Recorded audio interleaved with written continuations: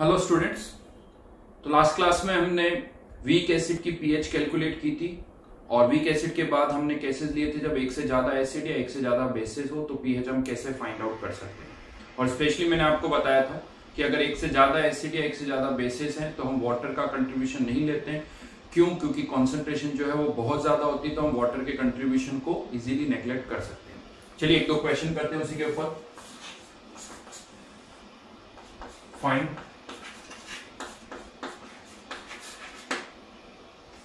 pH of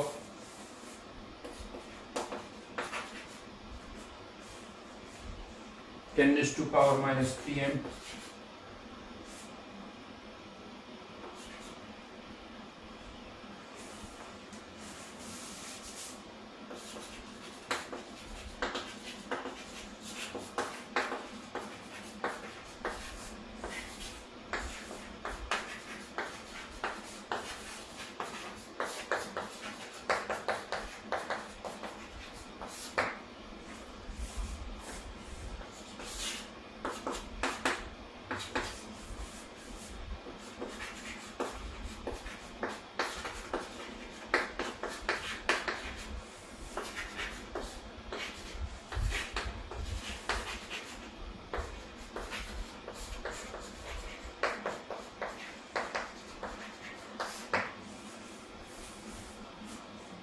करिए।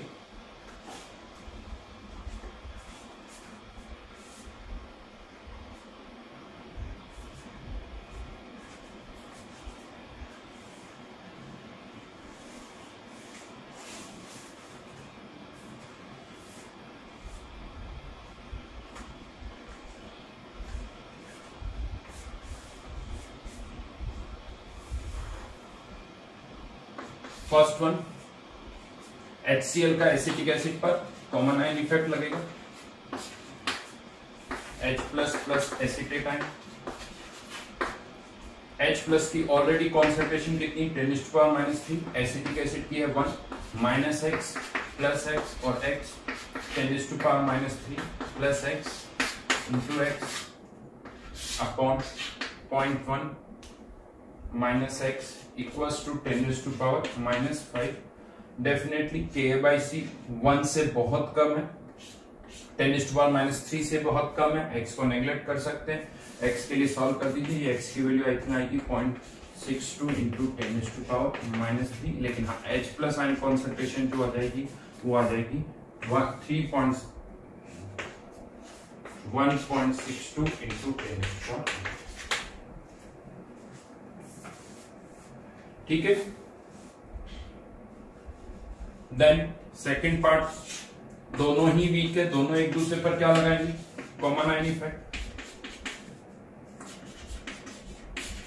H+ + B-, जैसा last class में हमने बताया था, फाइनली एक्सप्रेशन क्या आ जाएगा? √Ka1 + K1C1 + Ka2C2। चेक कर, चाहे तो आप चेक कर लीजिए Ka/C, बट जैसा मैंने लास्ट क्लास में बताया था हमें नेग्लेक्ट करना ही होगा। तो क्योंकि बगैर नेग्लेक्ट किए हुए हम सॉल्व नहीं कर सकते, तो यहां पर हमने इसको नेग्लेक्ट कर दिया। एज पर दी डेटा ये वैल्यू क्या आ जाएगी? 1 × 10⁻⁴ 10⁻⁴ 0.8 × 10⁻³ यानी 8 × 10⁻⁴। तो H+ आयन कंसंट्रेशन 3 × 10⁻⁻²। 3 × 10⁻⁻²। चेक कर सकते हो वापस, बट हाँ नेग्लेक्ट तो हमें करना ही है। हाँ लेकिन फिर भी कह सकता हूं ये वैल्यू जो है C1 और C2 के रेस्पेक्ट में जो X और Y की वैल्यूज है वो बहुत कम है। आगे बढ़ते हैं, नेक्स्ट पार्ट पर आते हैं। pH of a solution containing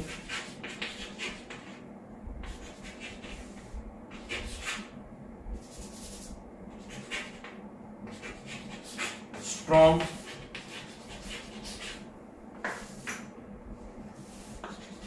mono strong pH of a solution containing polyprotic acid or base। अब हम बात करेंगे किसी सॉल्यूशन में पॉलीप्रोटिक एसिड या बेस है, मतलब जिनके पास एक से ज्यादा H+ आयन या एक से ज्यादा OH आयन है, ऐसे एसिड या बेस की हम यहाँ पर बात करेंगे। कोई भी जो पॉलीप्रोटिक एसिड बेस है उसे हम इन जनरल ऐसे रिप्रेजेंट कर सकते हैं, अगर उसके पास 2 H+ आयन है तो H2A, 3 H+ आयन है तो H3A, इस तरह से रिप्रेजेंट किया जा सकता है। अब क्या होता है, कोई भी जो पॉलीप्रोटिक एसिड या बेस होता है वो step by step H+ ion देता है।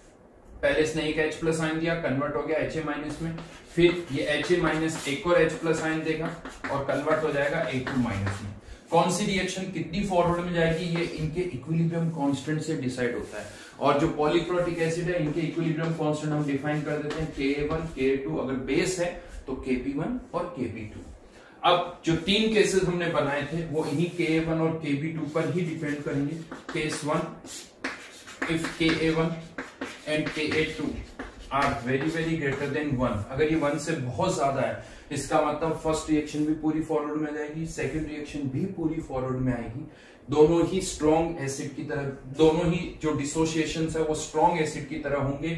तो अगर यहाँ पर H2A की कॉन्सेंट्रेशन अगर C है तो कह सकते हो कि H+ आयन कॉन्सेंट्रेशन यहां से ये 100% फॉरवर्ड में आए C, और फिर Ha- भी 100% डिसोशिएट होगा तो यहां से H+ आयन और कितने आ गए C, तो टोटल कितने हो गए 2 times C। केस 2,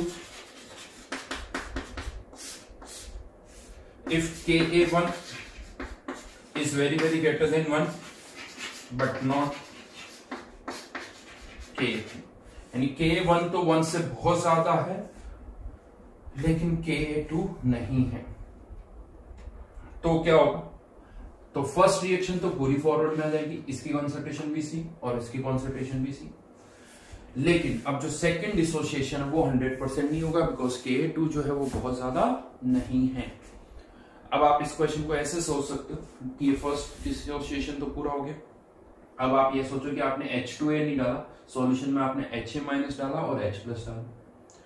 H+ का इस Ha- जो कि एक वीक एसिड है, Ha- जो कि एक वीक एसिड है, इस पर कॉमन आयन इफेक्ट लगेगा तो ये H+ आयन ऑलरेडी कितने हैं C, ये Ha- की concentration C, C-X, C+X। Ka2 का एक्सप्रेशन लिखना होगा Ka2 C+X X upon C-।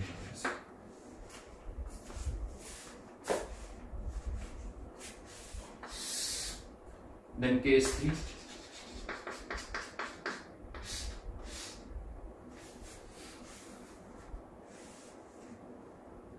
case 3,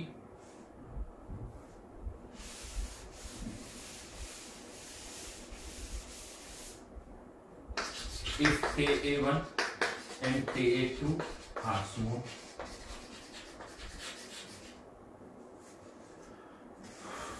Ka1 and Ka2 are small, दोनों ही 1 से बहुत कम है, तब कोई भी डिसोसिएशन पूरा नहीं होगा। अब कोई भी डिसोसिएशन पूरा नहीं होगा, C-X, इसकी कंसंट्रेशन X और इसकी कंसंट्रेशन भी। अब ये Ha- जो है ये फर्दर आयोनाइज होगा, इसमें से मान लेते हैं कितना आयोनाइज हुआ Y, तो इसकी कंसंट्रेशन भी सॉल्यूशन में अब क्या रह जाएगी X-Y।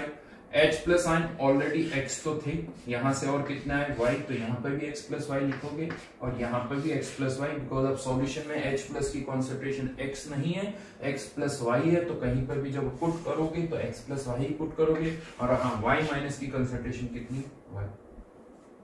Ka1 का एक्सप्रेशन लिख सकते हो Ka1 equals to X+Y X-Y upon C-X। Ka2 की concentration X+Y Y upon X-। कहने में तो फिर से मैं कह सकता हूं कि 2 वेरिएबल है, 2 इक्वेशन है, लेकिन सॉल्व नहीं कर पाएंगे। अगर सॉल्व करना है तो कुछ ना कुछ नेग्लेक्ट करना ही होगा। अब क्या करें, x के रेस्पेक्ट में y या c के रेस्पेक्ट में x, क्या करें, तो यहां पर मैं आपको बता दूं कि जितने भी कांस्टेंट्स होते हैं ना K1 K2 या K3, एक H+ आयन देने के बाद सिंस नेगेटिव चार्ज आ जाता है तो फर्दर H+ आयन देने की टेंडेंसी पहले से बहुत कम हो जाती है। तो ये जो K1 होता है ये हमेशा K2 से बहुत ज्यादा होता है, और K2 जो होता है वो K3 से बहुत ज्यादा होता है। तो फर्स्ट रिएक्शन के फॉरवर्ड आने की जो टेंडेंसी है सेकंड रिएक्शन से बहुत ज्यादा होती है, सेकंड की थर्ड से बहुत ज्यादा होती है। तो आप कह सकते हो हमेशा यहाँ पर x के रेस्पेक्ट में y और y के रेस्पेक्ट में z को नेग्लेक्ट किया जा सकता है। यस, अगर क्वेश्चन इस कैटेगरी को बिलोंग कर रहा है तो ये हमेशा होगा, ये होगा हमेशा। यानी यहाँ पर हम x के रेस्पेक्ट में y के रेस्पेक्ट में z को नेग्लेक्ट कर सकते हैं, तो ये y को नेग्लेक्ट कर दिया, ये y को नेग्लेक्ट कर दिया, तो यहाँ पर क्या बचा x² upon c minus x. यहाँ पर और यहाँ पर भी नेग्लेक्ट कर दिया, तो x से x कैंसिल, तो यहाँ पर तो केवल क्या बचा y। तो कह सकते हो y की वैल्यू तो वैसे ही आगे कुछ करनी नहीं पड़ा आपको। हाँ, जहां तक अब बात आती x की, तो यहाँ से सॉल्व करना होगा और c के रेस्पेक्ट में x नेग्लेक्ट हो रहा है या नहीं हो रहा है, ये k1/c से आप चेक कर सकते हो, k1/c से आप चेक कर सकते हो। ठीक है, फर्दर यहाँ पर मैं आपको बता दूं, जैसे ही आपने x के रेस्पेक्ट में y को नेग्लेक्ट किया, इसका मतलब आपने सेकंड स्टेप से H प्लस आयन को नेग्लेक्ट कर दिया। तो केवल अगर H plus ion concentration find out करनी है तो आपको फिर सेकंड स्टेप लिखने की जरूरत है। सेकंड स्टेप तो तब लिखनी जब ये y निकालो। अगर केवल आपको H प्लस आयन कंसंट्रेशन निकालनी जो कि x है, क्योंकि y तो नेग्लिजिबल है, तो फर्स्ट स्टेप लिखो, यानी पॉलीप्रोटिक एसिड को एक सिंपल मोनोप्रोटिक एसिड की तरह ट्रीट कर सकते हो अगर वो केस 3 को बिलोंग कर रहा है तो। और ज्यादातर क्वेश्चन शीट में या एग्जाम में जो है वो इसी पर बनते हैं, केस 3 पर ही बनते हैं, केस 3 पर ही बनेंगे मोस्टली क्वेश्चंस। केस 1 या केस 2 पर जो क्वेश्चंस होते हैं वो बहुत कम होते हैं, राइट। लिखिए क्वेश्चन।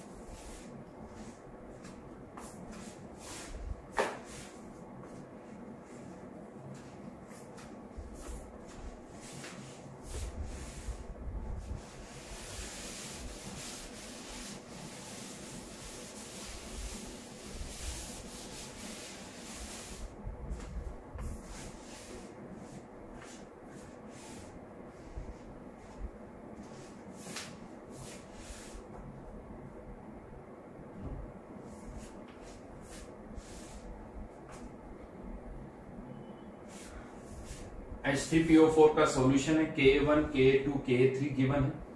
pH भी फाइंड आउट करनी है और बाकी सभी की कॉन्सेंट्रेशंस भी निकालनी है, H2PO4, HPO4 2- और फॉस्फेट आएंगे। अब यहां पर 3 रिएक्शंस कितनी होंगी,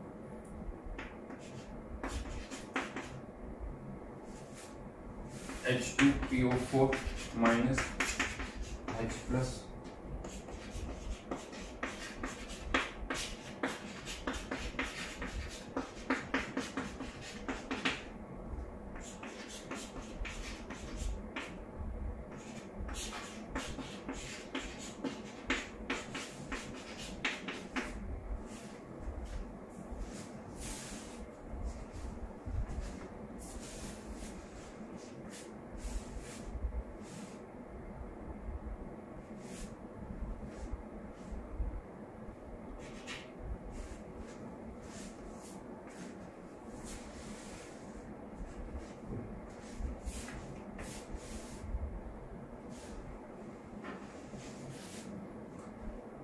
1 माइनस एक्स और एक्स माइनस वाई, तो यहां पर भी x माइनस वाई, ये y और यहां पर ये y, लेकिन सॉल्यूशन में h प्लस आयन कंसंट्रेशन कितना हो जाएंगे x प्लस वाई, और ये जो y बना है ये फर्दर आयोनाइज होगा y माइनस z, और यहां पर z तो आएगा लेकिन ऑलरेडी x प्लस वाई है, और ये z यार यहां पे।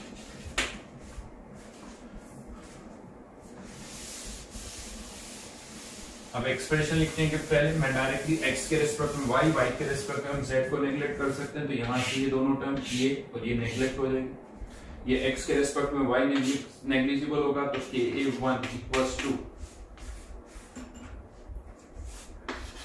x माइनस वाई में से x upon 1 minus x, KA2 यहां पर भी मैं y माइनस z लिखूंगा, लेकिन ये z नेग्लेक्ट हो गया, तो यहाँ क्या बचा y x अपॉन डिनोमिनेटर में x, तो ये x कैंसिल आउट हो गया, तो ये फिर से क्या आ गया y, तो क्या यहाँ पर लगता है z आ जाएगा, k3 इक्वल्स टू z आ जाएगा, नहीं, ये x, ये यहाँ पर क्या है z, डिनोमिनेटर में y माइनस z, तो y बचेगा, तो यहाँ से x निकालना होगा, x square upon 1 minus x, यहाँ से y आएगा, फिर यहाँ से z निकलेगा। राइट नाउ 1 के रेस्पेक्ट में x को भी नेग्लेक्ट कर सकते हैं, क्योंकि k1 बाई c की वैल्यू 10⁻³ से कम है, तो यहां से x की वैल्यू निकाल लीजिए आप, x की वैल्यू आ गई 10⁻², y की वैल्यू k2 10⁻⁻7, तो यहां से z की वैल्यू कितनी आ जाएगी 10⁻11 माइनस 18 डिवाइड बाय 10⁻², तो z इक्वल्स टू 10⁻16।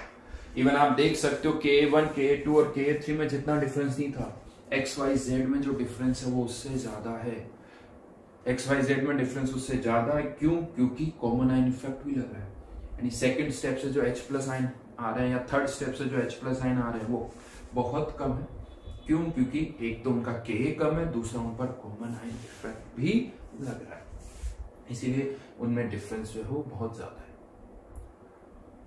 ठीक है, तो ये था पॉलीप्रोटिक एसिड। तो यहां पर आके एक पार्ट हमारा कंप्लीट हो जाता है, जो फर्स्ट सेक्शन हमने लिखा था कि सॉल्यूशन में या तो एसिड होगा या बेस होगा, वो यहां आके कंप्लीट होगा। आगे बढ़ते हैं, नेक्स्ट पार्ट पर आते हैं चैप्टर के।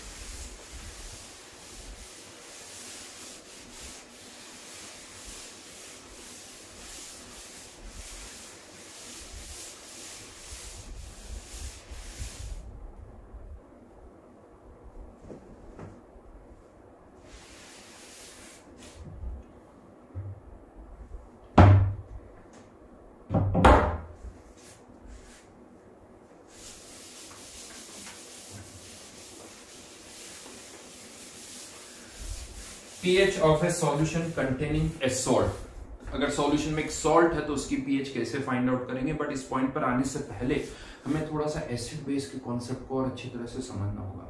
स्पेशली जो हम आरएनएएस और ब्रोंस्टेड थ्योरीज की बात करते हैं, ये दो थ्योरीज है, इसके अलावा भी और थ्योरीज है, बट इन दो थ्योरीज में क्या डिफरेंस है वो हमें डिस्कस करना होगा। तो अब हम यहाँ पर बात करेंगे acid theories for acid and base.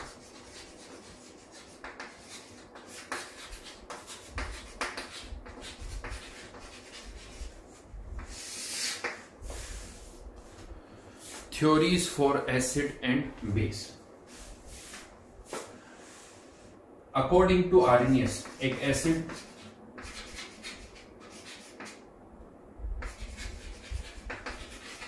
Acid जो है gives H plus ion, base gives OH।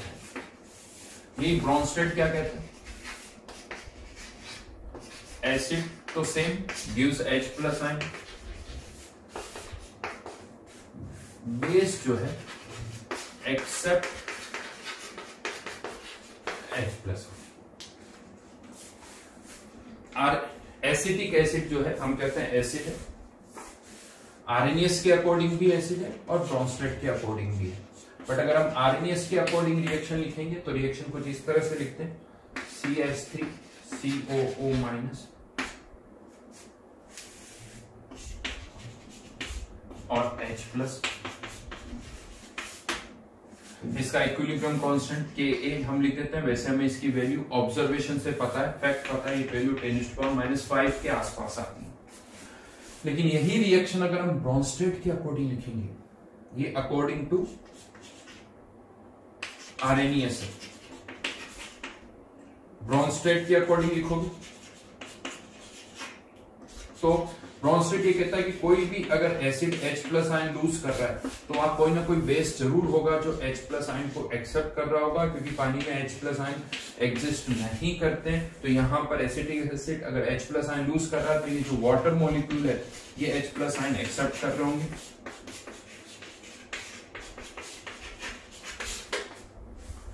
और एसिटेट आयन और क्या बना रहे हैं, H3O+, जो कि सही भी है, बिकॉज हमें ये पता है कि पानी में H+ आयन जो है वो एग्जिस्ट नहीं करते हैं, H+ आयन H3O4 की फॉर्म में एग्जिस्ट करते हैं।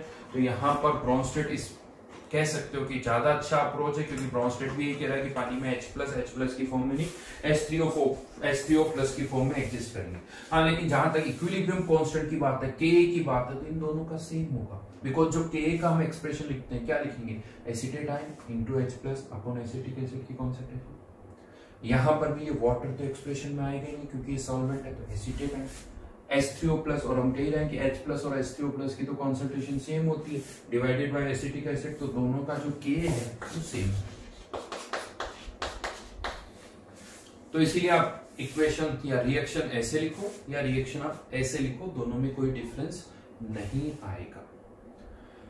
अब पहले बात करते हैं ब्रॉन्स्टेड से, कुछ इससे रिलेटेड टर्म्स है वो पहले मैं इंट्रोड्यूस करूंगा। यहाँ पर ब्रॉन्स्टेड के अकॉर्डिंग ये H+ आयन दे रहा है तो ये एसिड है, ये H+ आयन ले रहा है तो ये बेस है, लेकिन ब्रॉन्स्टेड कहता है कि हर एक रिएक्शन में 2 एसिड और 2 बेस होंगे, क्योंकि एक रिएक्शन फॉरवर्ड में जाती है तो बैकवर्ड में भी आती है। तो बैकवर्ड डायरेक्शन से देखें तो ये H+ आयन दे रहा है तो ये एसिड, यस H3O+ एक एसिड है, और ये एसिटेट आयन क्या है, एक बेस, यानी 2 एसिड, हर एक रिएक्शन में 2 एसिड और 2 बेस इन्वॉल्व होंगे। अब अगर ये इक्विलिब्रियम कांस्टेंट का डेटा हमारे पास है जैसा इस रिएक्शन में है, जो कि हमें ये बता रहा है कि रिएक्शन बहुत कम फॉरवर्ड में जाएगी, क्योंकि Ka 10⁻⁵ है, इसका मतलब इसकी H+ लेने की टेंडेंसी कम है, इसकी H+ लेने की टेंडेंसी कम है, तो आप इसे एक वीक एसिड कह सकते हो, इसे एक वीक बेस कह सकते हो, क्योंकि ये इसकी देने की टेंडेंसी कम, इसकी लेने की टेंडेंसी कम। ये मैं किससे बता रहा हूं, जब मेरे पास ये डेटा है। सिंस फॉरवर्ड में जाने की टेंडेंसी कम है तो बैकवर्ड में आने की टेंडेंसी ज्यादा होगी। अब बैकवर्ड में जब ये रिएक्शन आ रही है तो मतलब इसकी बैकवर्ड की टेंडेंसी ज्यादा है, इसकी H+ आयन लेने की टेंडेंसी ज्यादा है, तो ये स्ट्रॉन्ग एसिड हो गया, तो इसकी H+ आयन लेने की टेंडेंसी भी ज्यादा होगी, तो ये स्ट्रॉन्ग बेस हो गया। यानी एक तरफ दोनों वीक होंगे, एक तरफ दोनों ही स्ट्रॉन्ग होंगे। हाँ, लेकिन यही अगर इक्विलिब्रियम कांस्टेंट लेट्स से 1 हो सपोज, तो फिर आप ये वीक या स्ट्रॉन्ग नहीं कह सकते, फिर सबकी स्ट्रेंथ इक्वल होगी, फिर सबकी स्ट्रेंथ इक्वल होगी। लेकिन यहां पर मैं आपको बता दूं, ये जो वीक या स्ट्रॉन्ग मैंने बोला है वो इस पर्टिकुलर रिएक्शन के लिए हमने बोला है, ठीक है। अभी आगे और कुछ कमेंट नहीं किया, अभी इसमें और भी पॉइंट्स आएंगे, सुनते रहो। हाँ, फर्दर यहां पर एक पॉइंट और आता है, अकॉर्डिंग टू ब्रॉन्स्टेड एक रिएक्शन में ये एसिड है और ये बेस है, और इन दोनों में किसका डिफरेंस है, एक H+ आयन का, तो इन दोनों को कहा जाता है conjugate acid base pair. Conjugate acid base pair, ये दोनों भी एक दूसरे के कॉन्जुगेट एसिड बेस पेयर होते हैं। तो लिख सकते हो एक statement, conjugate acid base pair किसे कहते हैं, विच डिफर्स बाय H+ और OH आयन, जिनमें एक H+ या OH आयन का डिफरेंस हो, डिफर्स बाय H+ और OH आयन। एक डिफर्स बाय 1 H+ आयन और 1 OH आयन। तो एसिटिक एसिड का conjugate base acetate ion, H2O का कॉन्जुगेट एसिड H3O+, या उल्टा भी बोल सकते हैं, इसका कॉन्जुगेट बेस H2O और इसका कॉन्जुगेट एसिड एसिटिक एसिड। अब एक क्वेश्चन है, सपोज करिए हमने 2 सॉल्यूशन बनाए, 1-1 लीटर पानी के 2 सॉल्यूशन हमने बना दिए। 1 लीटर 1 m एसिटिक एसिड, और एक और सॉल्यूशन मैंने बनाया 1 लीटर 1 m एसिटेट। दोनों में 1 मोल सब्सटेंस डाल दिया, वहां पर 1 मोल एसिड, यहां पर 1 मोल बेस। ये सॉल्यूशन एसिडिक होगा, ये सॉल्यूशन बेसिक होगा, राइट। कह सकता हूं मैं ये एसिडिक और ये बेसिक।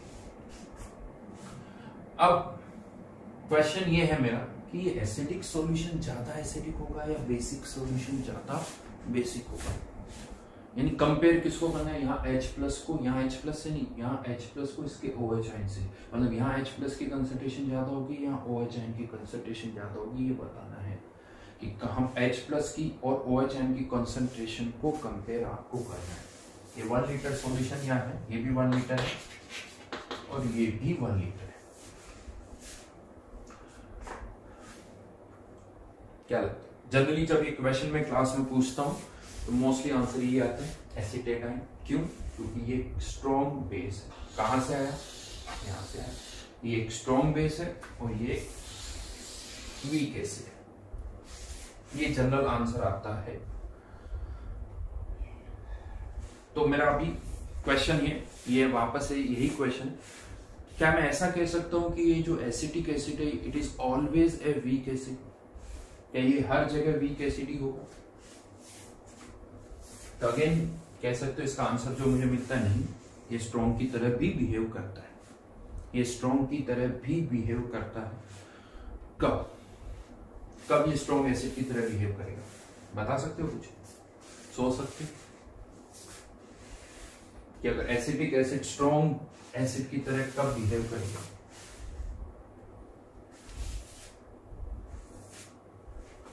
तो अगर आप इसी एसिटिक एसिड को एक ऐसे सॉल्यूशन में डाल रहे हो जिसमें ऑलरेडी कोई बेस है, NaOH मान लीजिए, स्ट्रॉन्ग बेस NaOH है, यानी मैं रिएक्शन में केवल OH आयन ही लिख रहा हूं क्योंकि Na प्लस की तो कोई रिएक्शन नहीं होती। तो acetic acid plus OH ion अगर आपने एक ऐसे सॉल्यूशन में डाला है जिसमें ऑलरेडी OH आयन है, तो ये एसिटिक एसिड OH आयन के साथ रिएक्ट करेंगे, क्या दें, CH3CO माइनस और H2, ये बनेगा।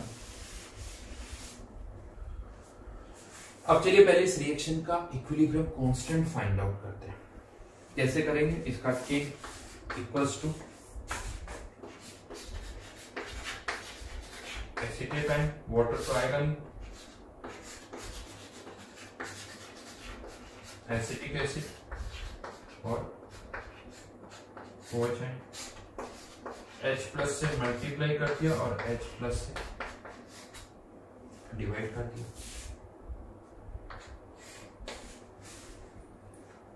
इससे मैं लिख सकता हूं KW, और ये आई थिंक आप सबको पता ही, ये K, ये वैल्यू किसके बराबर होगी? KA upon KA upon KW, और KA की वैल्यू 10⁻⁵, KW की वैल्यू 10⁻⁴, तो ये K की वैल्यू आ जाएगी 10⁹9, जो कि 1 से बहुत ज्यादा है, यानी ये रिएक्शन अच्छी खासी फॉरवर्ड में जाएगी। ये अच्छी खासी फॉरवर्ड में जाएगी तो ये एसिड क्या हो गया? स्ट्रॉन्ग एसिड हो गया। ये स्ट्रॉन्ग बेस कह सकते हो, और ये वीक एसिड, वीक बेस हो गया, ये वीक एसिड हो गया। ये H प्लस दे रहा है, H प्लस दे रहा है, यानी यहाँ पर जो एसिटिक एसिड यहाँ वीक था वो यहाँ स्ट्रॉन्ग हो गया, और जो एसिटेट आयन यहाँ स्ट्रॉन्ग बेस था वो यहाँ वीक हो गया, बदल गया, यानी रिएक्शन चेंज हुई, स्ट्रॉन्ग और वीक एसिड बेस बदल गए। तो अब मेरा क्वेश्चन ये है कि यहाँ पर हम कैसे डिसाइड कर रहे हैं, क्योंकि इस रिएक्शन से अगर हम देखें तो एसिटिक एसिड वीक है, इस रिएक्शन से देखता हूं तो एसिटिक एसिड स्ट्रॉन्ग है। एसिटेट आयन के लिए बात करें तो इस रिएक्शन से तो एसिटेट आयन स्ट्रॉन्ग बेस है, लेकिन यही इस रिएक्शन से देखें तो यही एसिटेट आयन जो है वो वीक बेस। तो कैसे डिसाइड हो रहा है, कैसे हम डिसाइड कर रहे हैं?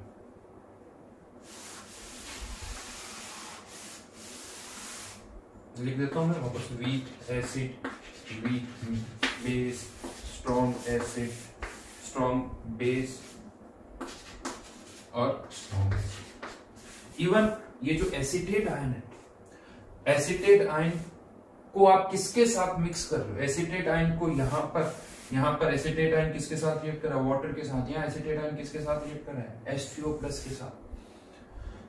बेसिकली कोई भी एसिड या बेस की स्ट्रेंथ इस पर भी डिपेंड करती है कि उसको आप किसके साथ मिक्स कर रहे हो। यहाँ एसिटिक एसिड को हम वाटर के साथ मिक्स कर रहे हैं, यहाँ एसिटिक एसिड को OH आयन के साथ मिक्स कर रहे हैं। एक स्टेटमेंट सबको पता ही है, कंपनी मैटर्स। आपकी स्ट्रेंथ आप कंपनी पर भी डिपेंड करती है। तो यहाँ पर ये एसिटिक एसिड को किसने स्ट्रॉन्ग बना दिया? OH आयन ने। ये एक स्ट्रॉन्ग बेस है, इसने इसको स्ट्रॉन्ग बना दिया। इस रिएक्शन में इसको हम स्ट्रॉन्ग एसिड कहेंगे। यही एसीटेट आयन की मैं बात करूं, अगर एसीटेट आयन की बात करता हूं, एसीटेट आयन को आप वाटर के साथ मिक्स कर रहे हो, CH3COOH प्लस OH माइनस। ये इस रिएक्शन का जस्ट उल्टा है, तो इसका इक्विलिब्रियम कांस्टेंट हो जाएगा 10⁻⁹ एसीटेट आयन को वाटर के साथ मिक्स किया। यही एसीटेट आयन को अगर आप HCl के सॉल्यूशन में मिक्स कर दो, HCl का सॉल्यूशन यानी उसमें H+ आयन होंगे, मतलब उसमें H3O होंगे, H3O+ होंगे, CH3COOH प्लस H2O।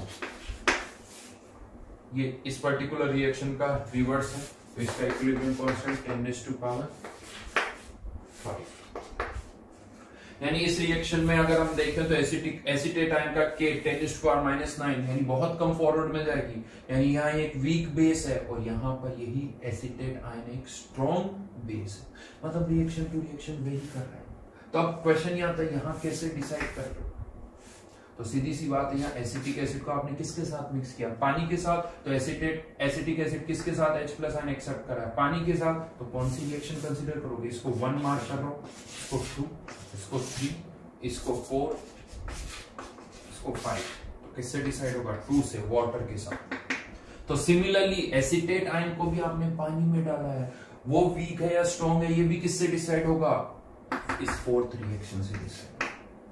गड़बड़ कहां होती मैं आपको बताऊं, होता क्या, हम इसी रिएक्शन से सब सोचते हैं, यानी एसिटिक एसिड भी यहां से और एसिटेट आयन भी यहां से। यहां पर एसिटेट आयन H3O+ के साथ रिएक्ट कर रहा है, मतलब इस ये रिएक्शन H3O+, जबकि यहां पर आपने H3O+ नहीं डाला, यहां पर तो वाटर है। इनफैक्ट किसी भी एसिड या बेस को जब आप बोलते हो ना ये वीक है या स्ट्रॉन्ग है, कब बोलते हो पता है? जब आप ये देखते हो कि जब वो पानी के साथ H+ आयन दे रहा है या ले रहा है, तब हम बोलते हैं कि वो वीक है या स्ट्रॉन्ग है। ये जनरल होता है। अदरवाइज तो मैं आपको बता दूं, HCl को अगर आप HClO4 के साथ डालोगे तो HCl एसिड नहीं है, HCl बेस हो जाएगा। HClO4 ज्यादा स्ट्रॉन्ग है, तो HCl एसिड नहीं, HCl जो है वो बेस हो जाएगा। तो नॉर्मली जो आप ये बोलते हो कि ये वीक है या स्ट्रॉन्ग है, ये आप पता है कब बोलते हो? जब उस एसिड या बेस को आप पानी में डाल रहे हो। इनफैक्ट जितने भी Ka आपको एसिड या बेस के गिवन होते हैं, जितने भी Ka आपको गिवन होते हैं, वो तब होते हैं जब वो एसिड या बेस पानी के साथ H+ या OH आयन एक्सचेंज कर रहा हूं। जैसे यहां पर अगर मैं बात करूं एसिटिक एसिड का K, मतलब इस रिएक्शन का K, अगर मैं एसिटेट आयन का Kb का डेटा आपको देता हूं, एसिटेट आयन की Kb का डेटा ये है, क्योंकि एसिटेट आयन यहाँ किसके साथ रिएक्ट कर रहा है? वाटर के साथ। ये Kb की वैल्यू, और इवन ये यहां से आई है Ka/Kw का उल्टा, तो यहां पर मैं इसको ऐसे लिख सकता हूं Kw/K,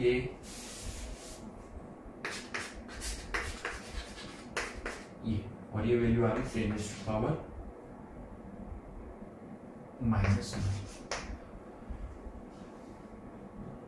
और यहीं से आप ये कह सकते हो ये एसिटेट आयन है, ये एसिटिक एसिड है, इसका K और ये इसका Kb। एक कॉन्जुगेट एसिड बेस के Kb का जो प्रोडक्ट होता है वो 10⁻⁹ होता है। तो अब क्वेश्चन पर आता है, इसका K 10⁻⁵ और इसका K यानी Kb 10⁻⁹ कौन सी रिएक्शन ज्यादा फॉरवर्ड में जाएगी? एसिटिक एसिड की, यानी यहाँ H+ आयन ज्यादा होंगे, यहाँ H+ आयन कम। एसिटिक एसिड का सॉल्यूशन ज्यादा एसिडिक होगा। अब मैं एक दो ऐसे स्टेटमेंट्स यहाँ पर बोलने जा रहा हूं जिसको सुन के आपको बहुत प्रॉब्लम होगी, आपको लगेगा कि नहीं सही नहीं है, आपकी एक्सेप्टेंस बड़ी मुश्किल से आएगी, लेकिन जो मैं कह रहा हूं 100% सही है। क्या है वो स्टेटमेंट? क्या लगता है आपको, ये एसीटेट आयन को क्या बोलोगे? अगर मैं कहता हूँ एसीटेट आयन वीक है या स्ट्रॉन्ग है, तो क्या इस रिएक्शन से डिसाइड करोगे या इससे डिसाइड? ऑब्वियसली वाटर के साथ, तो उसका के तो कितना है 10⁻⁹ तो वीक ही। यस, एक वीक एसिड का चार्ज यानी वीक एसिड का कॉन्जुगेट बेस भी वीक ही होता है। क्यों? क्योंकि अगर K 10⁻⁴, 5, 6, 7, 8 है तो K भी 10⁻⁴, 5, 6, 7, 8 इसी रेंज में ही होगा। यानी एसिड भी वीक और उसका कॉन्जुगेट बेस भी वीक ही होगा। और ये स्टेटमेंट मोस्टली बुक्स में, एनसीईआरटी में भी सब जगह गलत लिखा होता है। और यही सबसे बड़ी प्रॉब्लम है, आयनिक आगे से समझ में नहीं आता। क्यों समझ में नहीं आता? इसलिए नहीं समझ में आता कि हमारे माइंड में फिट है कि एसीटेट आयन तो स्ट्रॉन्ग बेस है, जबकि एसीटेट आयन स्ट्रॉन्ग बेस है ही नहीं, एसीटेट आयन तो वीक बेस है। यानी हमने वहीं पर गलती कर दी, क्योंकि जितने भी क्वेश्चंस हम सॉल्व करते हैं तो उसका तरीका इस पर डिपेंड करता है कि वीक एसिड है तो ऐसे सॉल्व करो, स्ट्रॉन्ग एसिड है तो ऐसे सॉल्व करो। आपने तो गलती वहीं पे ही कर दी, वीक को आपने स्ट्रॉन्ग मान लिया तो क्वेश्चन तो वहीं, सॉल्यूशन वहीं गलत हो जाएगा। तो यही मेन कारण है आयनिक समझ में नहीं आने का, कि हमें ये नहीं पता चलता कि कौन सा एसिड वीक है कौन सा स्ट्रॉन्ग है, ये नहीं पता चलता। तो सबसे पहले एक लाइन लिखिए यहां पर, conjugate base of a weak acid, conjugate base of a weak acid is also a weak base. Conjugate base of a weak acid, conjugate base of a weak acid is also a weak base. हाँ, ये जरूर आप बोल सकते हो कि कोई acid very very weak हो, यानी जिसका K 10⁻20, 22 इस रेंज में हो, वेरी वेरी वीक एसिड हो, उसका कॉन्जुगेट बेस स्ट्रॉन्ग हो सकता है।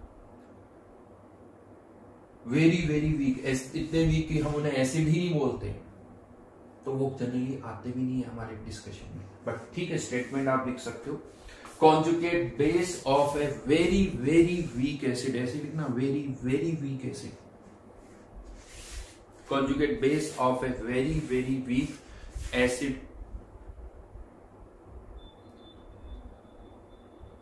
ब्रैकेट में चाहो तो लिख दो जिनका Ka 10⁻⁴ से बहुत कम हो, very very less than 10⁻⁴, is a strong base। ये स्टेटमेंट मैंने लिखवाया है बट ज्यादा काम का नहीं, क्योंकि जनरली ऐसे एग्जांपल्स आते ही नहीं है जिनका के इतना कम। हाँ, वन मोर थिंग ये कह सकते हो, एक स्ट्रॉन्ग एसिड अगर है, स्ट्रॉन्ग एसिड का क्या 10⁻⁵, 10⁵, 10⁻⁶ माइनस में नहीं प्लस, तो के भी जो होगा वो बहुत कम। तो एक स्ट्रॉन्ग एसिड या बेस का जो कॉन्जुगेट बेस होता है उसे वीक मत बोलो, स्ट्रॉन्ग का कॉन्जुगेट बेस वीक बोलोगे तो इतना मजा नहीं आएगा।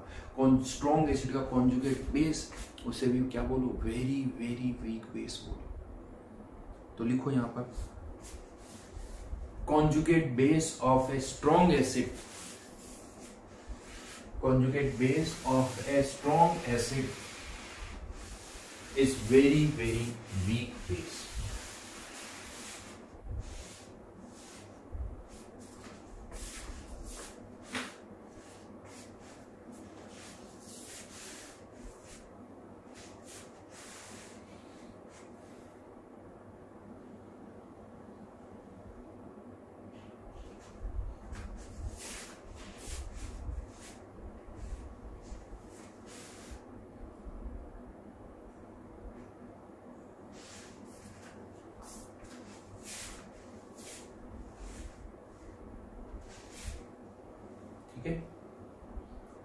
यस, ये जो मैं लिखवा रहा हूँ बिल्कुल सही है। हाँ, नॉर्मली ये होता है, बाकी इवन और जगह पर भी आप इस तरह के सेंटेंस बोलोगे जो कि मेरे स्टेटमेंट से कॉन्ट्राडिक्ट कर रहे होंगे,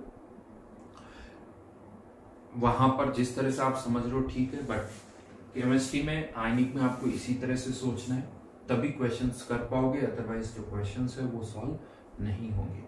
फर्दर याद रखना, एक और पॉइंट लिखवा देता हूँ, कॉन्जुगेट एसिड और बेस के Ka Kb का प्रोडक्ट जो है हमेशा किसके बराबर होगा, Kw। तो लिख सकते हो product of Ka and Kb of product of Ka and Kb of conjugate acid base pair, conjugate acid base pair equals to Kw, equals to K। ठीक है, तो हमेशा वीक है या स्ट्रॉन्ग है ये डिसाइड करना है, सीधा सीधा उसका के भी निकालो और फिर डिसाइड करो, बिना के भी की मत करो, के भी निकालो तब आप डिसाइड करो कि क्या। वैल्यूज से सोचो, बिना वैल्यूज के मत सोचो, वैल्यूज माइंड में आनी चाहिए तब जाके आंसर सही आएगा, बिना वैल्यूज के सोचोगे तो आंसर हमेशा गलत आएगा, ठीक है ना। और ये कैटेगराइजेशन भी करना होगा आपको, वीक, वेरी वीक और वेरी वेरी वीक, तब जाके और अच्छी तरह से समझ में आएगा चीजों। यानी सबको एक ही कैटेगरी में डाल दोगे, 10⁻⁻20 वाला भी वीक है और 10⁻⁵ वाला भी वीक है, तो फिर अगेन कुछ भी समझ में नहीं आएगा।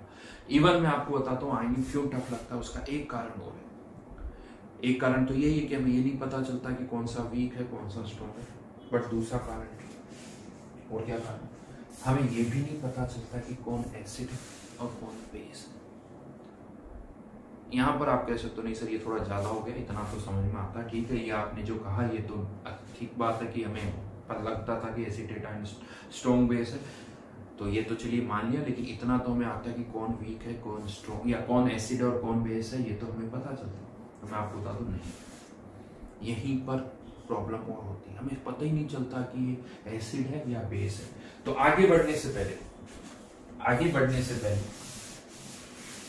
मैं आपको पहले कुछ एग्जांपल्स लिखवा रहा हूँ, एग्जांपल्स यहाँ पर लिखवा रहा हूँ एसिड और बेस के। हाँ, लेकिन चलो एक हिंट दे देता हूँ, ये एसिटेट आयन है, ये बेस है, क्योंकि ये एनाइन है और एनाइन क्या एक्सेप्ट कर सकता है, H+ आयन। तो जितने भी एनाइंस है आप उन सभी एनाइंस को क्या बोल सकते हो, base. All anions are base. हाँ, लेकिन ये आरएनएस बेस नहीं होते, ये कौन से बेस होते हैं, ब्रॉन्स्टेड बेस। यहाँ पर एसिटेट आयन बेस है, एसिटेट आयन बेस है, या और भी रिएक्शंस आप लिख सकते हो, CnI भी बेस है। तो all anions are base and all cations are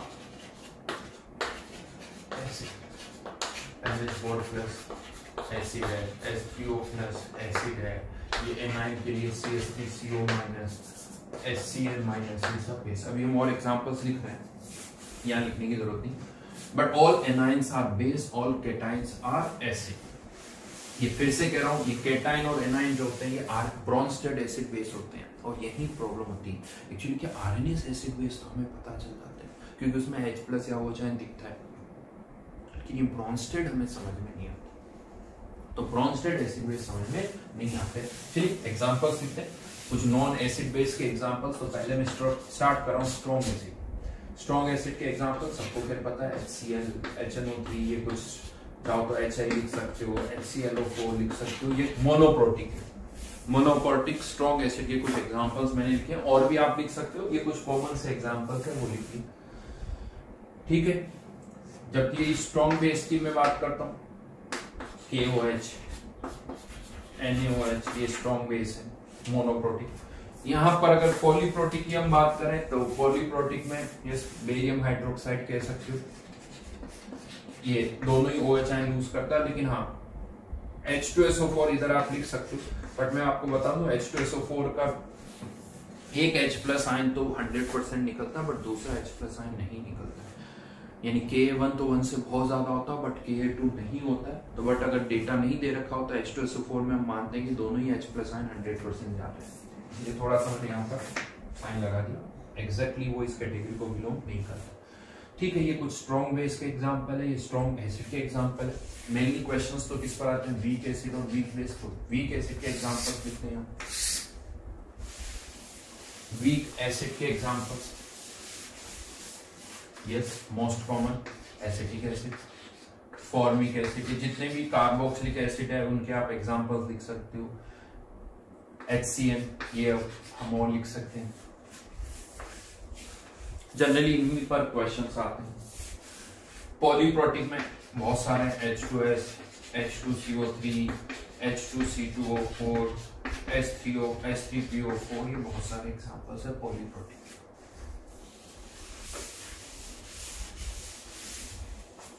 और यही वीक बेस की अगर हम बात करें तो जनरल एक तो आता है NH4OH, अमोनिया या NH4OH एक ही बात है, पानी में अमोनिया को डाल रहे हो NH3 लिखो या NH4OH लिखो। और एग्जांपल्स अब यहाँ पर नहीं आते एग्जांपल्स, चलिए मैं बताता हूँ। यहाँ पर भी ज्यादातर अमोनिया के डेरिवेटिव जैसे C6H5NH2 एक लोन पेयर है जो कि ये डोनेट कर सकता है, एनिलीन ये भी बेस है, pyridine C5H5N एक लोन पेयर जो कि डोनेट कर सकता है। ये कुछ कॉमन से बेस हैं, लोन पेयर डोनेट करेंगे। लुइस बेस बोल सकते हो आप, ऐसा कुछ नहीं है। ब्रोंस्टेड भी बोल सकते हो क्योंकि H+9 एक्सेप्ट करेंगे। पॉलीप्रोटिक में एक एग्जांपल आता है ethylene diamine, I think formula सबको पता ही है, NH2 CH2 CH2 NH, दो लोन पेयर। ये कुछ एग्जांपल्स हैं फिर, लेकिन इसके अलावा मैं आपको बताऊं, जब हम यहाँ पर वीक बेस के एग्जांपल सोच रहे हैं तो हमारे माइंड में ये एग्जांपल नहीं आता CH3CO, जबकि अगर ये एसिड है तो ये भी तो बेस है, और ये वीक एसिड है ये भी वीक बेस है, यहाँ ये लिखो। और एग्जांपल Cl- यस HCOO-, यहाँ पर अगर मैं वीक एसिड की बात कर रहा हूँ तो NH4+ ये लिखना होगा, या यहाँ पर और एग्जांपल्स लिखें तो C6H5NH3+, ये भी वीक बेस एसिड है, C5H5NH+, ये भी वीक एसिड है। प्रॉब्लम यही होती है, ये एसिड ही नहीं होता। C6H5NH3+ का क्वेश्चन आ जाए, इसका K दे रखा हो सकता है, हमें समझ में नहीं आता कि क्या करें। एसिडिक एसिड का K दे रखा है, क्वेश्चन हो जाएगा, लेकिन C6H5NH3+ का K दे रखा पता ही नहीं चलता। तो यहाँ पर ये जो ब्रोंस्टेड बेस है ये एसिड या बेस, ये हमें पता नहीं चलते। जितने भी केटाइंस है वो सब एसिड है, जितने भी एनाइंस है वो सब बेस हैं। स्ट्रॉन्ग वीक जो भी होंगे वो देखना होगा। तो अब नेक्स्ट टाइम जब मैं आपसे ये पूछूं ना कि वीक बेस के एग्जांपल दो, तो NH4OH से पहले एसीटेट आयन का नाम होना चाहिए। अगर NH4OH से पहले अगर आपने एसीटेट आयन का नाम ले लिया तो फिर इस चैप्टर में आपको कहीं प्रॉब्लम नहीं आएगी, सब कुछ बहुत आसानी से होगा। यस मैं आपको बता रहा हूँ, आपको लग रहा होगा बस मैं एक लेक्चर से क्या बता रहा हूँ पूरे लेक्चर में। यस ये मेन प्रॉब्लम है आयनिक की, अगर ये समझ में आ गया तो आयनिक आपको लगेगा कुछ भी नहीं है, क्योंकि इसका आगे का पूरा पार्ट जो है वो रिपीट होगा जो हमने पहले डिस्कस किया। बस डिफरेंस ये है कि अभी तक इस चैप्टर में हम आरएनएस एसिड बेस डिस्कस कर रहे थे, अब जो नेक्स्ट पार्ट है चैप्टर का उसमें हम ब्रोंस्टेड एसिड बेस डिस्कस करेंगे। वो भी एसिड बेस है, इससे पहले भी एसिड बेस था, कुछ डिफरेंस नहीं है। हम अभी तक आरएनएस थे, अब हम ब्रोंस्टेड एसिड बेस की बात करेंगे। ये आपको समझना होगा और कुछ भी नहीं है।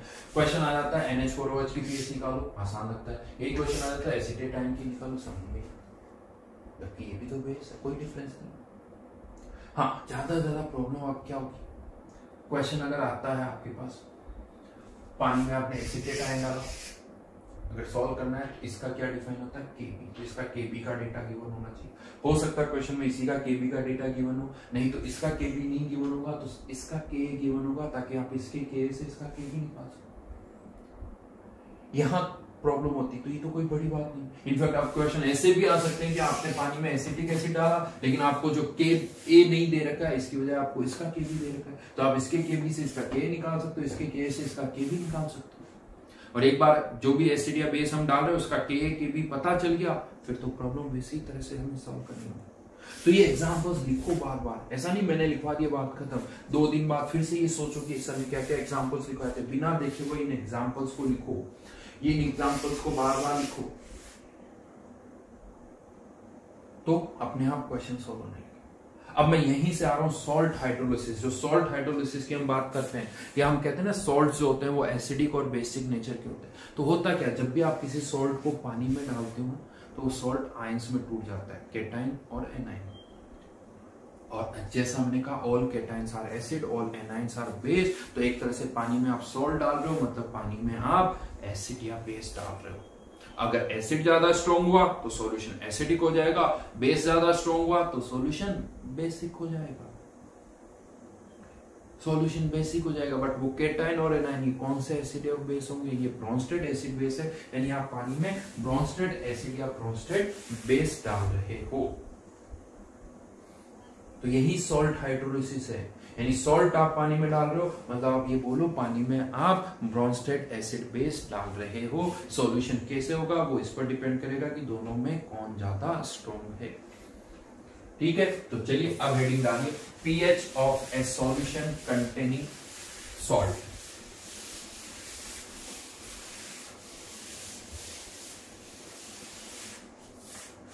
कंटेनिंग सॉल्ट और फिर ब्रैकेट में लिख दीजिए salt hydrolysis.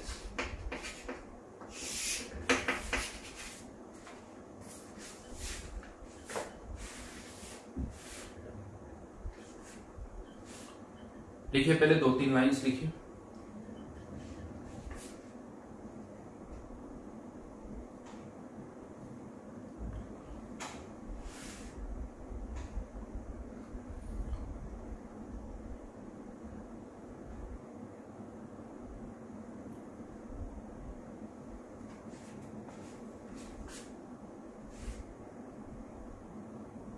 A solution containing salt, a solution containing salt becomes acidic or basic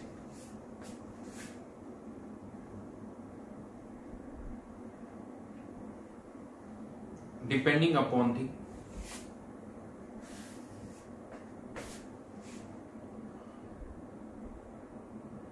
strength of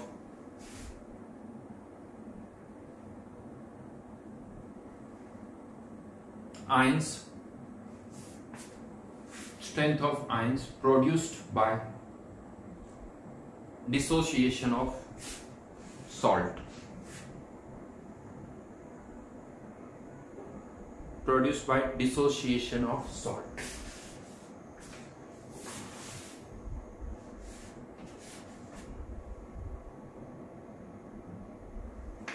Let's say ये कोई सॉल्ट है Ba सॉलिड, जिसको आपने पानी में डाला, पानी में डालते ही ये आयंस में टूट जाता है B+ और A-।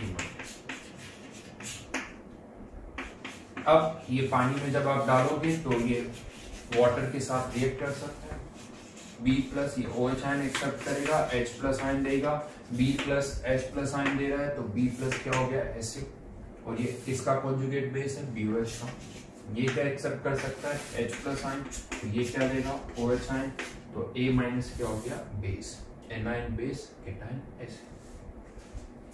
अब यहां पर यानी H+ या OH आयन दोनों ही प्रोड्यूस हो रहे, तो सॉल्यूशन एसिडिक होगा या बेसिक होगा ये इस पर डिपेंड करेगा कि यहां से H+ आयन ज्यादा आ रहे हैं या यहां से OH आयन ज्यादा आ रहे हैं, यानी कौन सी रिएक्शन ज्यादा फॉरवर्ड में होगी, कौन सी रिएक्शन ज्यादा फॉरवर्ड में होगी। तो क्वेश्चन आता है हमें कैसे पता चलेगा, तो कह सकता हूँ बड़ा सिंपल सा एक आंसर इसका, तो जिस रिएक्शन का इक्विलिब्रियम कांस्टेंट दे रखा हो वो हो रही होगी, जिसका नहीं दे रखा वो नहीं हो रही, जिसका नहीं दे रखा होगा वो नहीं हो रही। ये एक तरीका आप चाहो तो यूज कर सकते हो, कोई प्रॉब्लम नहीं।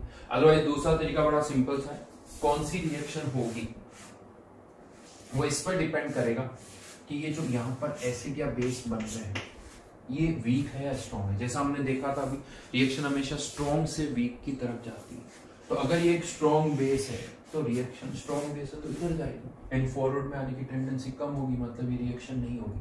तो अगर ये एसिड और बेस जो यहाँ बन रहे हैं अगर ये वीक है तो रिएक्शन फॉरवर्ड में आएगी, और अगर ये स्ट्रॉन्ग है तो ये रिएक्शन फॉरवर्ड में नहीं आएगी। तो इस तरह से भी आप डिसाइड कर सकते हो। जैसे Cl- की मैं बात कर रहा हूँ, क्या Cl आयंस रिएक्ट करेंगे तो इससे क्या बन रहा है HCl+ OH-। आप सबको पता है स्ट्रॉन्ग एसिड है, ये रिएक्शन नहीं होगी, ये रिएक्शन नहीं होगी क्योंकि स्ट्रॉन्ग एसिड बन रहा है, इसकी फॉरवर्ड में जाने की टेंडेंसी बहुत कम होगी, मेनली टेंडेंसी बैकवर्ड में होगी, तो इसीलिए Cl आयन की कोई रिएक्शन नहीं होगी। इसको अब आप ऐसे भी समझा सकते हो, Cl आयन जो है क्या है HCl का कॉन्जुगेट बेस है, HCl स्ट्रॉन्ग एसिड है तो Cl ion very very weak, Cl ion क्या वेरी वेरी वीक बेस है, तो वेरी वेरी वीक बेस है तो इससे जो OH आयन प्रोड्यूस होंगे वो भी बहुत ही कम होंगे, यानी ये रिएक्शन बहुत कम फॉरवर्ड में जाएगी। Cl आयन से बहुत कम OH आयन प्रोड्यूस होंगे। उसी तरह से आप कह सकते हो Na+ आयन, ये कॉन्जुगेट एसिड है लेकिन बहुत ही वीक है, यानी इससे जो H+ आयन प्रोड्यूस होंगे वो बहुत कम होंगे। Na+ और Cl आयन, इनको आप वेरी वीक एसिड या वेरी वीक बेस बोल सकते हो। किसकी बात कर रहा हूं? Na+ और Cl आयन की, क्योंकि ये एक स्ट्रॉन्ग एसिड या बेस के कॉन्जुगेट बेस या एसिड है, तो इनका जो Kb होगा वो 1 से बहुत कम होगा। तो यहां पर अब 4 केसेस बनते हैं, क्योंकि जब भी आप पानी में कोई सॉल्ट डालोगे केटाइन भी देगा वो, एनाइन भी देगा। 4 केसेस कैसे बनेंगे? या तो ये दोनों केटाइन या दोनों ही रिएक्ट ना करें, या दोनों ही रिएक्ट करें, या दोनों में से कोई एक बार B+ या A-। तो 4 केसेस यहां पर बनेंगे कि कौन सी रिएक्शन हो रही है। तो 1 बाय 1 करके अब ये केसेस हम यहाँ पर डिस्कस करने जा रहे हैं, बट ये रिएक्शंस यहाँ पर तो हाँ, यहाँ पर सॉल्व करने से पहले मैं बता दूं, अगर ये रिएक्शन हो रही तो इस रिएक्शन का आपको इक्विलिब्रियम कांस्टेंट पता होना चाहिए। इस रिएक्शन का इक्विलिब्रियम कांस्टेंट ये क्या है? एसिड, इसका क्या डिफाइन होगा? Ka। ये बेस है, ये अगर OH आयन दे रहा है तो इसका क्या डिफाइन होगा? Kb। तो ये Kb और ये Ka। ये ध्यान रखना, इस रिवर्स रिएक्शन का इक्विलिब्रियम कांस्टेंट Kb नहीं है, इसका Kb जब ये वाटर के साथ रिएक्ट कर रहा हो तो यहाँ पर इसका जो K होगा वो किसके बराबर होगा? Kw/K। तो हो सकता है आपको इसका K दे रखा हो या इसका Kb, तो आपको इस रिएक्शन का इक्विलिब्रियम कांस्टेंट पता चल जाएगा। और इसको पता है और क्या लिखते हैं? KH, जिसे कहा जाता है हाइड्रोलिसिस कांस्टेंट। सिमिलरली इसका Kb और इसका K, ये भी एक दूसरे के कॉन्जुगेट एसिड बेस है, तो Kb = Kw/K।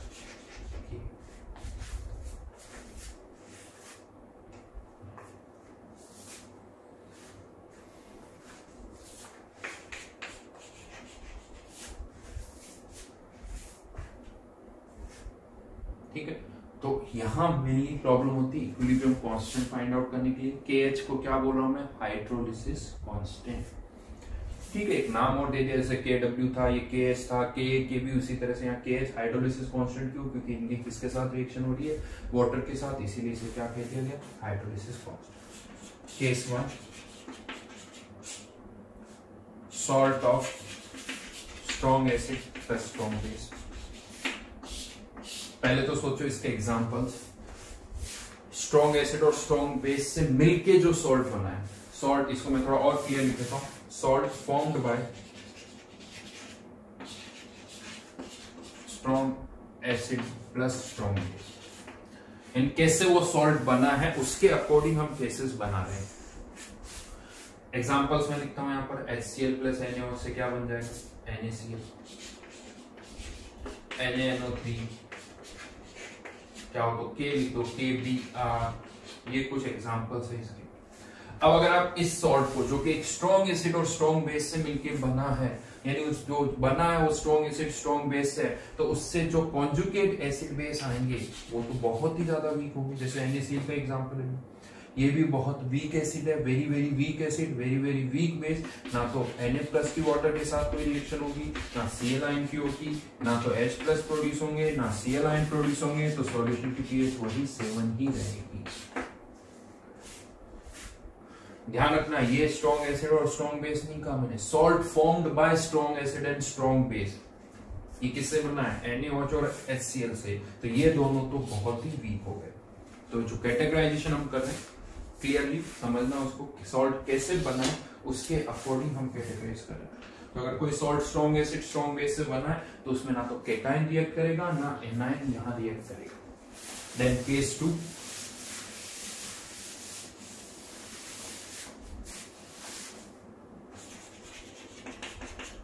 salt formed by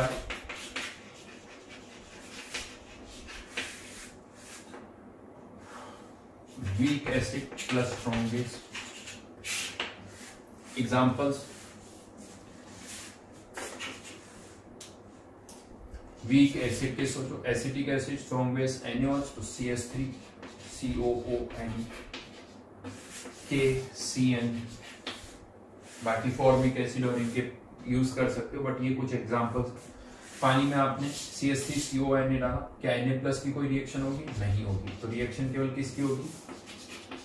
Na+ की कोई रिएक्शन नहीं, CH3CO- की रिएक्शन होगी।